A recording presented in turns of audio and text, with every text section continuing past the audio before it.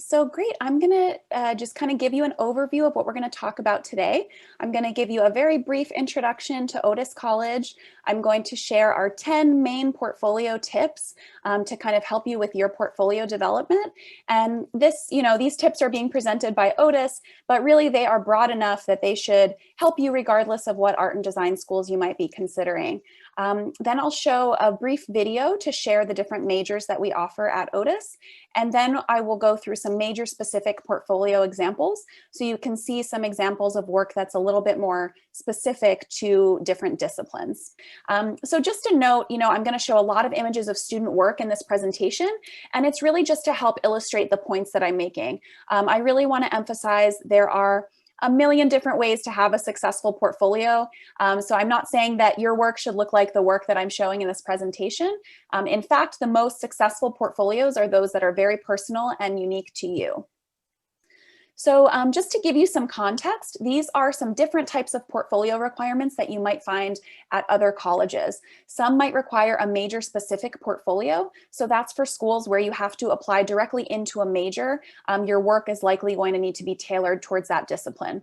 At Otis, we have a foundation year. You don't apply directly into a major. You kind of have a first year to explore and kind of hone your skills. So you don't have to have something major specific, but some schools might require that.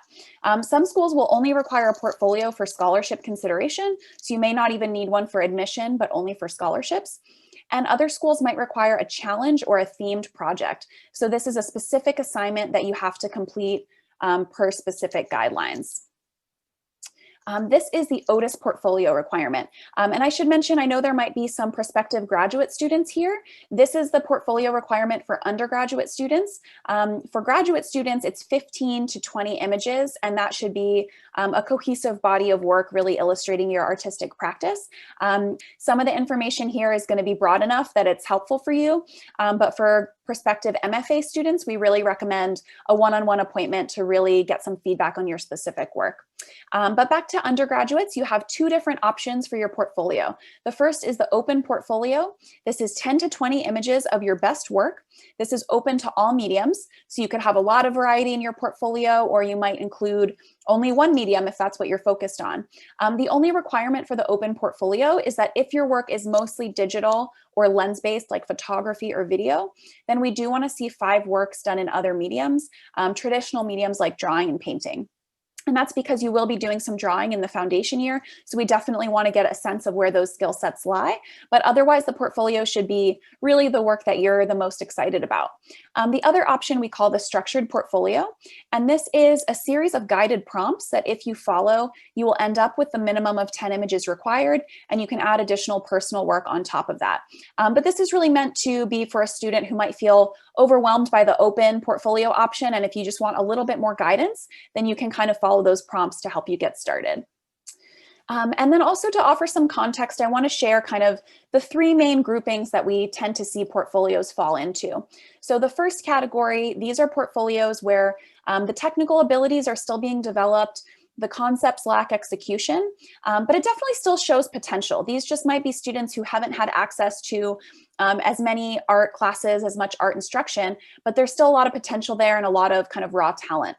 The second category here in the middle, this is the one that we see most often. So these are students who have really solid skills, but they're lacking in conceptual development a little bit, or they have really interesting concepts, but they're lacking technique.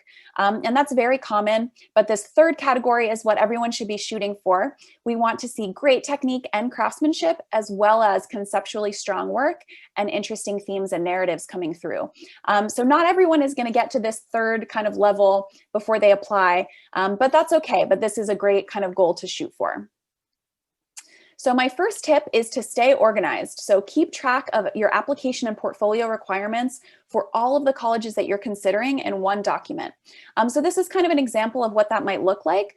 If you're already starting to do your research, you've probably realized different schools have different portfolio requirements, and sometimes they're very different. Sometimes they're similar, but just with a few little differences. So it's really important to keep track of what each application requires.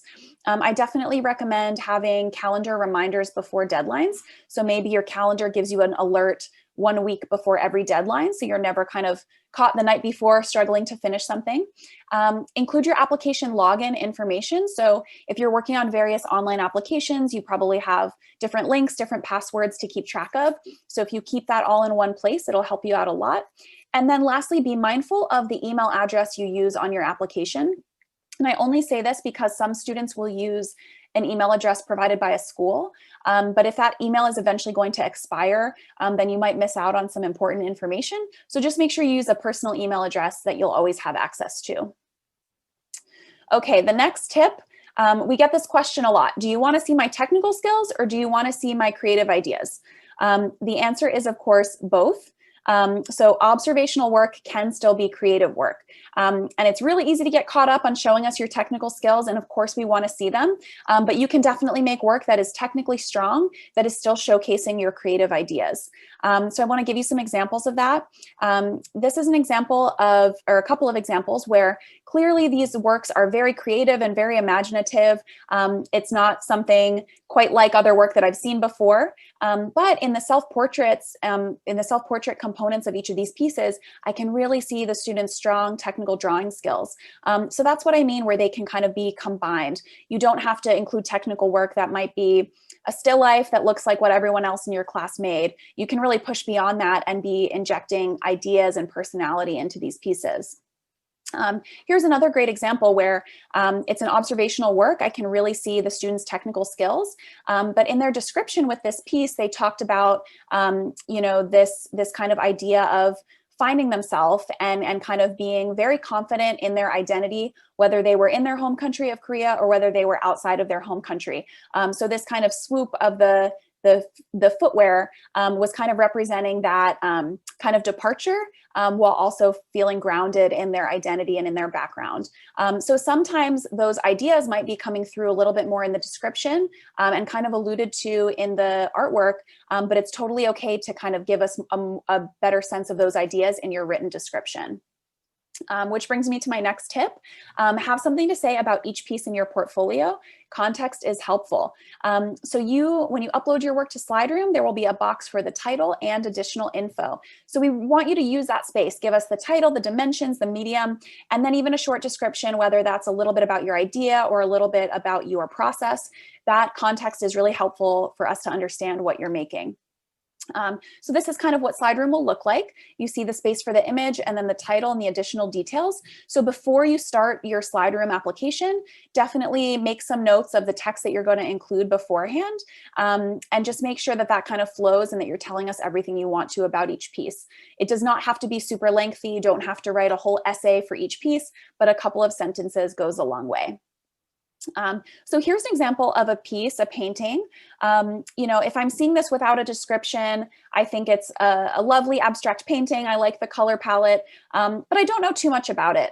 But then when I see the description that the student included, now all of a sudden I know that this painting is inspired by their experiments with resin, and they were inspired by how the medium moves.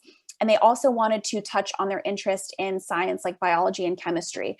So now with this description, I now understand so much more about what this student is interested in. So that's an example of why these descriptions can really go a long way in helping us understand your work. The next tip is to show research ideas and process. Sketchbook pages are ideal for this. So this is something that's very school specific. So you may have schools that say, no, we only want to see finished work. We do not want to see sketchbook. And then other schools are going to be really interested in seeing your process. At Otis, we kind of leave this up to you. If you feel like it's important to give us a sense of your process, then we definitely welcome it.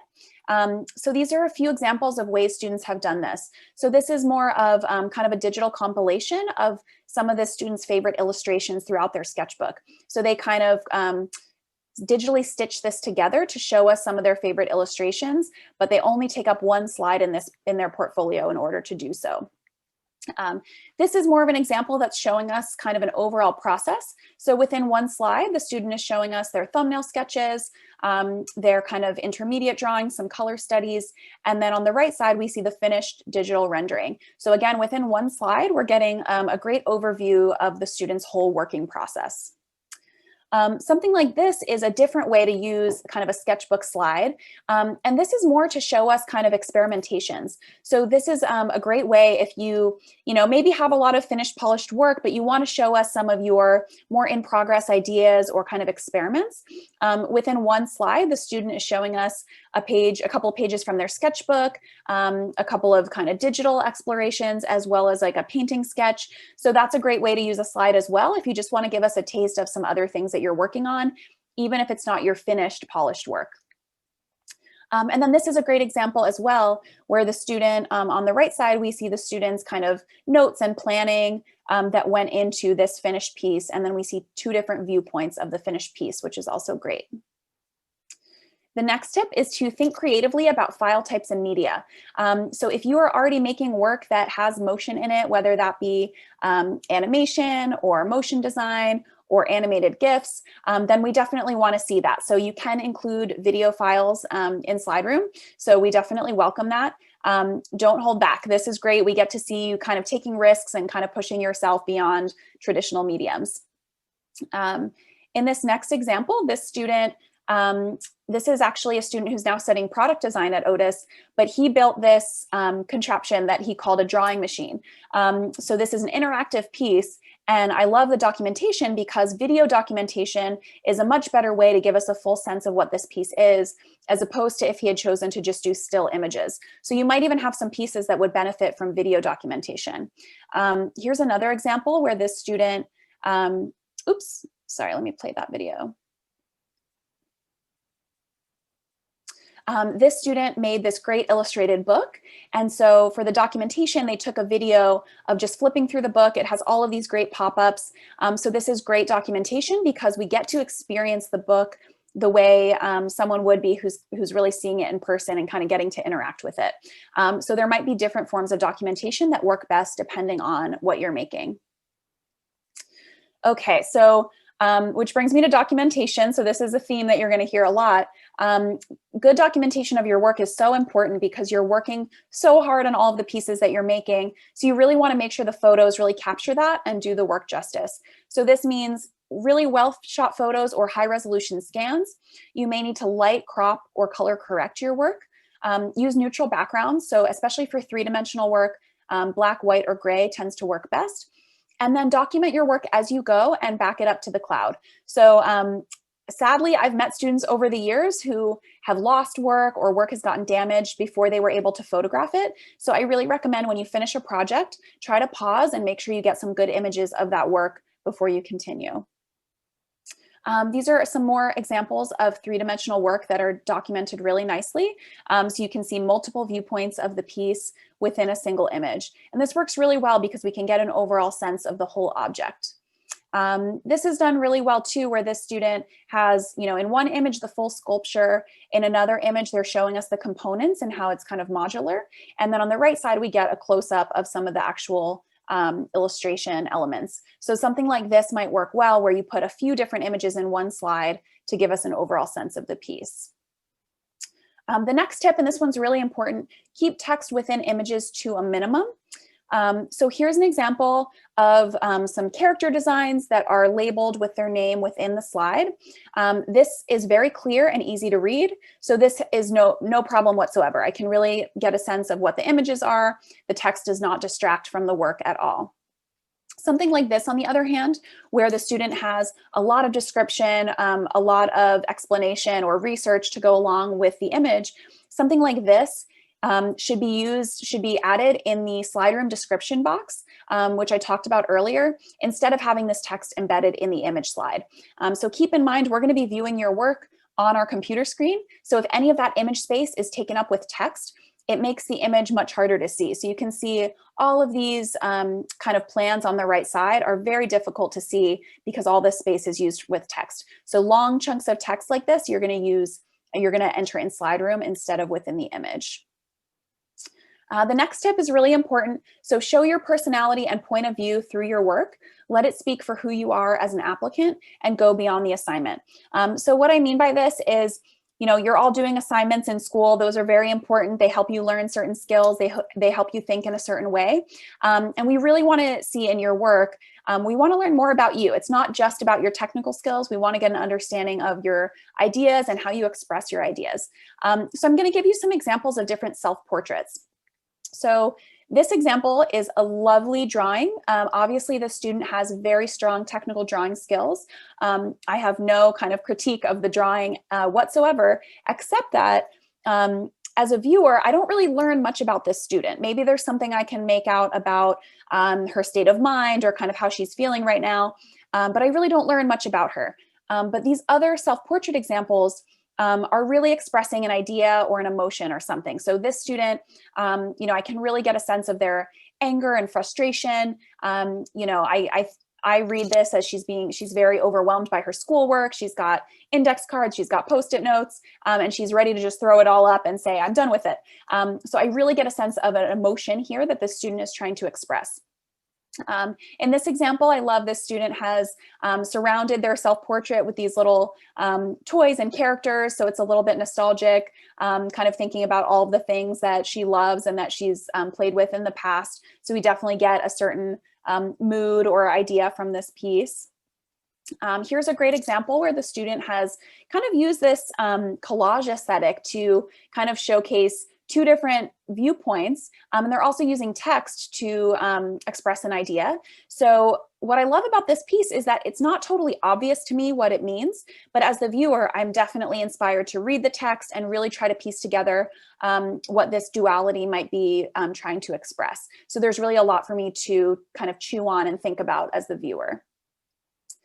This is a great example of a self-portrait in the form of a comic strip. So we really get a sense of the student's personal style and a narrative. So hopefully that kind of gives you a sense of what I mean by go beyond the assignment. You see this example, lovely drawing, but there's not a lot more information. And then all of these examples, there's so much more to think about and consider and kind of understand about the student or the artist. Okay, the next tip is to curate your portfolio like a show of your best work. Think about how you will organize your images. So this is really important because all of you are making different types of work and there's not one right way to organize your portfolio. It really depends on what you're making. You also, if you have a lot of variety in your portfolio, you can think about adding a series to your work. So I want to emphasize this because a lot of students will kind of get concerned. Does all of my work have to be about one theme, or does all of my work have to be in one style? No, that's not necessary at all, at least as far as Otis is concerned. We know that at this stage, you're probably exploring different ideas, exploring different mediums. So it's perfectly fine to have that variety in your portfolio. But the important thing is to really think about how you're going to organize your work to make sure there's a sense of flow and that you put some thought into it and it kind of makes sense. So if you do have a lot of variety in your portfolio, maybe including a series is a great way to go, because then if you finish your portfolio with a series, it adds a really nice cohesive element, and we get a sense that you can really explore a single idea over multiple images. So I'm just going to share a few examples of different series within portfolios.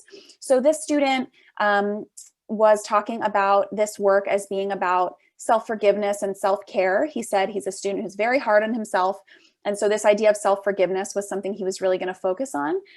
So you can see a few examples of work from this series, and you can see how cohesive it is, even though each image is different.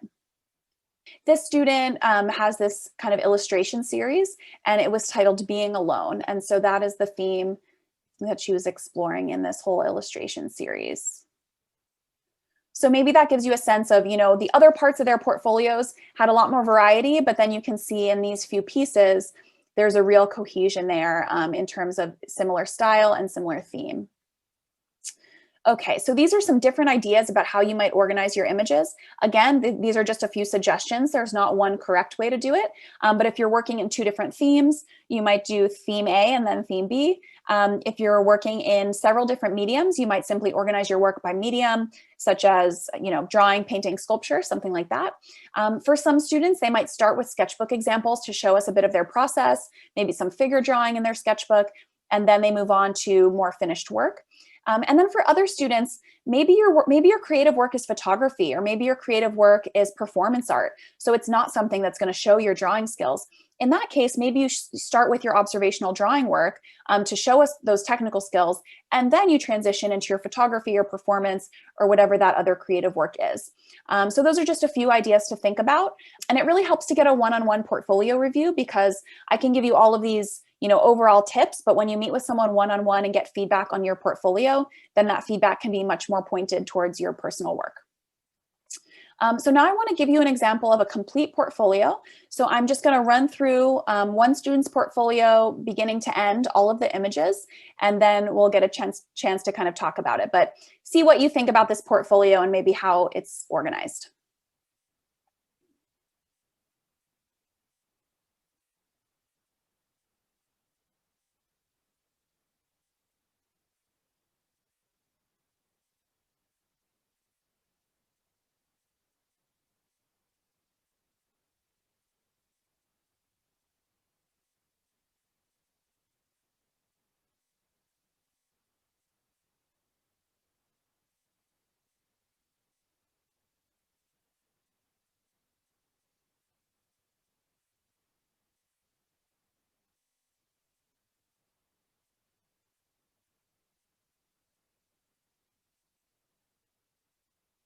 Okay, so what makes this a good portfolio? So it definitely balances technical skill with creative ideas. I can certainly see interesting ideas being explored right alongside that technical skill. It feels curated with one flowing to the next. So in this case, the student kind of organized their portfolio based on medium as well as subject. So you saw it started with a great painting series that seemed to me to be the student's kind of strongest, most cohesive body of work. They went from their painting to some other 2D work drawings that were very colorful, kind of exploring pattern. Then they went to their 3D work, their sculptural work, which was a little bit more of kind of taking a risk and trying something else. And then they finished with a whole series of drawings that started with their more creative conceptual drawings, and then they finished with some figure drawings to kind of show their technical skill. So they really put some thought into how they organize the portfolio. There are different elements in the portfolio that explore the same idea or concept over multiple images, and it definitely shows resolution and progress. It demonstrates proficiency in a medium of the student's preference. So in this case, we saw painting, drawing, as well as sculpture. The work is personal and insightful. So I have to say a lot of that work was very specific to that student. I haven't seen a lot of paintings like that or a lot of sculptures like that. So you could definitely see that it was personal. And it takes risks and makes a statement. I would say in that portfolio, maybe the student's strongest medium was painting, but I love that they included that sculpture and that we really got to see that they're exploring different materials. And it's well put together with strong documentation. So the images are clear and easy to see. It doesn't distract from the work whatsoever. So the last thing I want to talk about is how can I come up with ideas? So you might be in a boat where you feel like I'm making technical work, I'm making work that shows my skills, but maybe you feel a little disconnected from it, or like it's not really showing your personal ideas or things that you're really interested in. So I love this graphic where it kind of shows you what you care about and what you're curious about. And where those two things intersect is maybe what you should do and what you should make art about. So these are just a few ideas for you to brainstorm on. If you are in that place where you're not sure what to talk about in your work, your family or culture, there might be a lot of information and topics kind of in those areas that you don't even think about because it's your life, it's kind of common to you, but I bet there's a lot of interesting themes that you could explore there. Your hobbies, maybe information you're learning about in your other classes that you find really intriguing or interesting. You can kind of read that whole list. But the most important thing is that you express your unique personal voice. So maybe you play around with a lot of these different topics. I really recommend just literally making a long list in your sketchbook of all of the things that you're interested in and kind of see where that takes you. It's really helpful to have something like that in your sketchbook. And then anytime you're trying to think of a new idea for a project, you can go back to that list and kind of see what jumps out at you. What do you feel really motivated to make work about?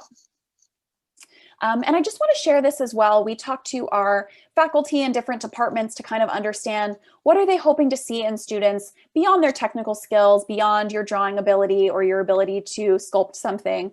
What else is going to help you be successful in that discipline? And this is kind of the common list that they came up with. So communication skills are really going to help you, collaboration skills, critical thinking, resilience, empathy, curiosity, open-mindedness, and a willingness to work hard. So if you have many of these skills paired with whatever you're already doing in art, that's going to be a great combination for you moving forward. Now, just in the last few minutes, I'm going to very quickly kind of breeze through some examples of major specific portfolio images. So these are for students who maybe are a little bit deeper into a specific discipline at the time that they apply, then it's welcome that you include some images that might be more specific to that interest. But again, it's not required for Otis, but that's certainly something you can include. So we might see examples like this for students interested in product design. By the way, this is probably the most text that would be kind of acceptable within the slide. I wouldn't really add much more than that. This was a product that was an app that was designed for the user to, based on different qualities about their hair, design their own hairbrush. We might see work like this for students interested in going into fashion, where we're seeing some examples of fashion illustration, some pattern making, and maybe even a finished garment. This would be very advanced to see this at the time of the application, but it is possible. We might see work like this for students thinking about character design who want to go into digital media, concept art, something like this for a student interested in going into game and entertainment design, where we're really seeing a whole environment or world being built as well. I like this example because the student is showing us a side-by-side of a landscape, the one on the left done in traditional painting and the one on the right done digitally.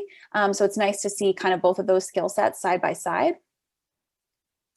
We might see work like this for a student interested in going into illustration, really beautiful piece that's full of kind of narrative quality and emotion, or something like this.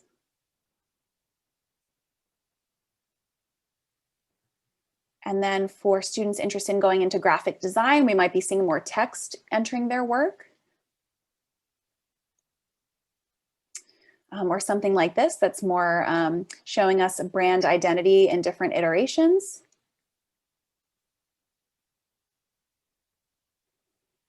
Book cover design, again, typography being the really important element in graphic design. This is a really great example of a motion design piece. I really love that one. Again, a motion design piece that is mostly focused on typography.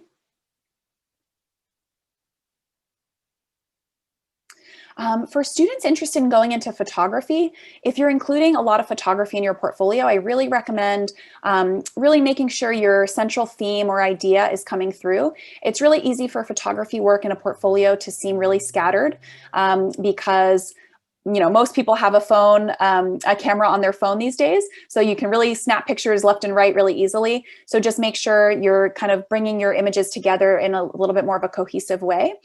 So this example, this student was documenting teen girls in her city. This student had an element of kind of setting up the whole scene for her photography work, and the actual garment or costume had a really central part in the kind of statement that she was making. A beautiful portrait series, a nice painting series for a student interested in going into painting, sculpture.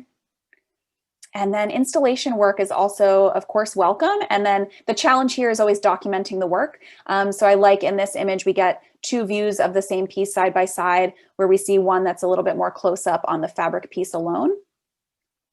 Or this documentation is really nice because we see on the right side close-ups where we can actually see the material that the student used to make the full installation. For students going into architecture, landscape interiors, we might see more renderings of landscape or the outsides of buildings, exteriors like this, or maybe some interiors as well, or even some model making. And for a student going into toy design, in this image, we have the plushie as well as some illustrations kind of showing that character. And then some more drawings here that are kind of in the planning phase for a toy, but we see the drawing skills coming through here as well. So again, just kind of in closing, what we want your portfolio to be is the work that you love and the work that you want to do more of. That intersection is where we want your portfolio to be, as opposed to thinking about what is your friend putting in their portfolio, what do you feel like is supposed to be in your portfolio. Leave that out. We really want you to feel confident about the work that you're putting in, and we want to make sure you're excited about it. And then just in my last couple of slides here, I do want to give you some tips for virtual portfolio reviews. So we're meeting with students all the time now over Zoom and giving them feedback on their work. So, you know, we wish we were meeting students in person and seeing your work in person, but these are a few tips to help those virtual portfolio reviews go smoothly for you. So document your work for digital display, of course, and this can include sketchbook work. So I think sometimes students forget that they can also be sharing images from their sketchbook in this virtual space as well. Organize images into a digital folder or Google Slides or some other way to make sure that you can just pull up those images and share them very easily. And consider the order. You know, do you want to share your work by theme or chronologically? It doesn't have to be super, super polished at this point, but put a little bit of thought into that, and definitely think about what you want the most feedback on. You can really be proactive in leading that conversation and let us know which work you want to get our feedback on. Practice using the share screen feature. Be aware of what you share. Make sure you're comfortable with that. And then just prepare a little something to say about each piece. We recommend that you have anywhere from 5 to 20 pieces for a portfolio review. It's hard to get through more than 20 pieces in a review, but just know, a little bit about each piece and what you want to share with us about it. And then lastly, research the school's portfolio requirements in advance if you can. And that just helps you know what questions you want to ask.